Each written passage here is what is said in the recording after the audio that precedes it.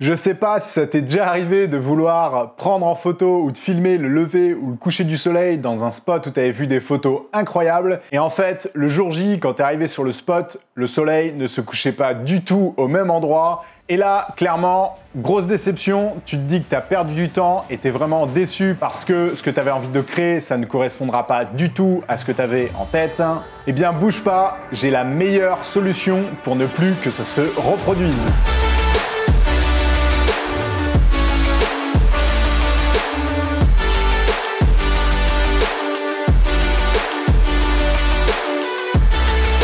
Salut à tous et bienvenue dans Lumétrie, je m'appelle Damien, je suis vidéaste et aujourd'hui je voudrais partager avec vous les techniques que j'utilise pour traquer le soleil et savoir exactement où il sera à un endroit et une heure précise, n'importe où et n'importe quand dans l'année.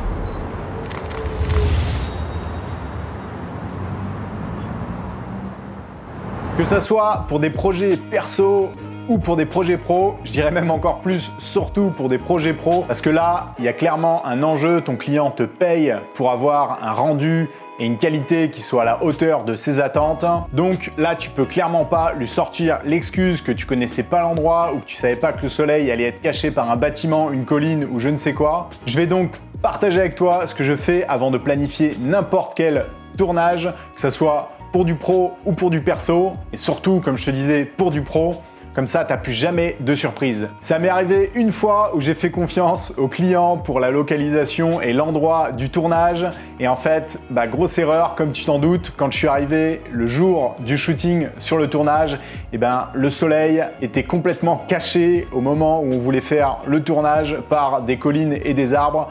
Donc là, c'était clairement pas possible, surtout que j'avais prévu de jouer avec le soleil, d'avoir des effets, des lens flares et autres effets qui sont plutôt cool, qui rendent vraiment bien en vidéo. Et là, je me suis pris un gros coup de stress et clairement, je me suis dit qu'il fallait que je trouve absolument une solution pour ne plus jamais que ça se reproduise.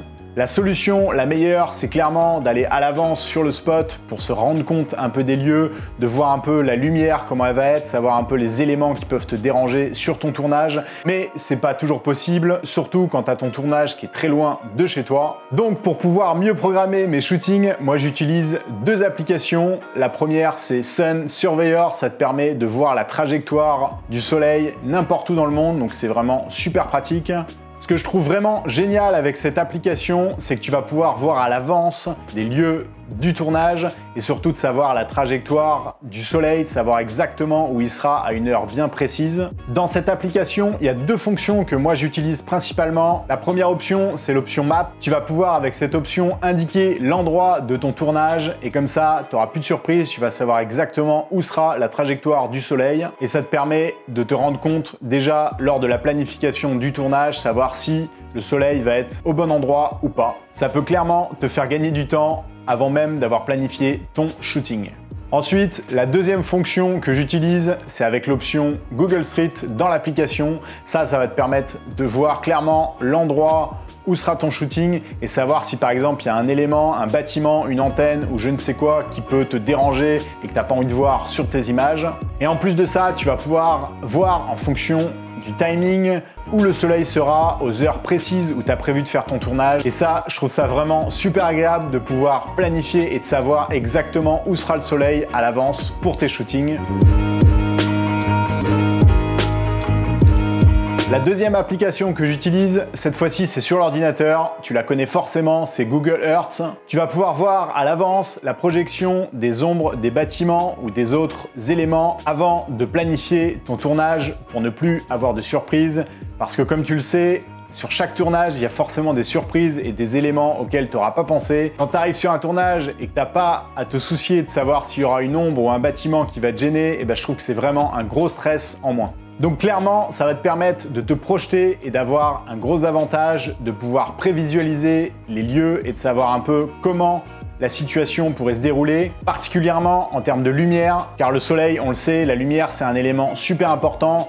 Donc si tu as planifié comme moi un tournage et puis que finalement le soleil n'est pas au rendez-vous, c'est quand même dommage. Il y a aussi la fonction des étoiles que je trouve vraiment cool pour faire des timelapses notamment, parce que tu vas pouvoir voir la trajectoire de la Voie lactée avant même de te rendre sur le spot. Surtout si tu as prévu de faire un timelapse coucher du soleil puis la nuit étoilée, ça va te permettre de savoir un peu à l'avance quel rendu ça pourrait te donner, surtout en fonction de la localisation et de l'endroit où tu as prévu d'aller faire ce shooting. Merci d'avoir regardé cette vidéo, j'espère que ces techniques vont pouvoir vous aider à planifier vos tournages à l'avance, surtout si c'est des shootings pro. Si vous avez aimé cette vidéo, laissez un like et dites-moi en commentaire vous aussi quelles sont vos techniques pour planifier vos shootings à l'avance pour ne plus avoir de surprises comme moi j'ai pu avoir auparavant. Dites-moi en commentaire, ça peut être intéressant d'avoir vos retours et vos techniques pour savoir ce que vous faites pour planifier vos tournages à l'avance. En tout cas, moi j'ai pris plaisir à partager ces tips avec vous.